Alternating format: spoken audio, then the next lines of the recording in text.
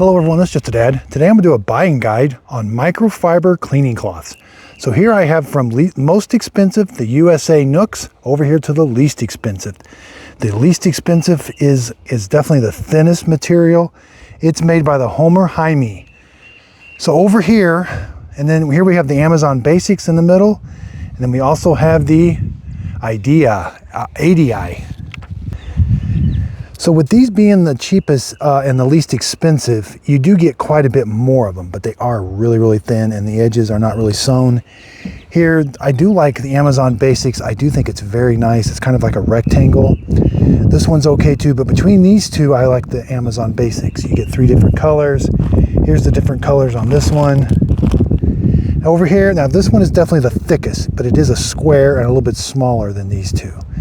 It's kind of like the same size as this one, but it is a lot thicker. The edges are sewn. You're able to soak up a lot more water.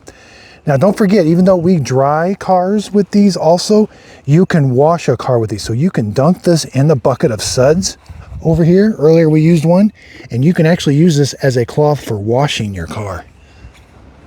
And when you're all done, you can put these in your washing machine and laundry them.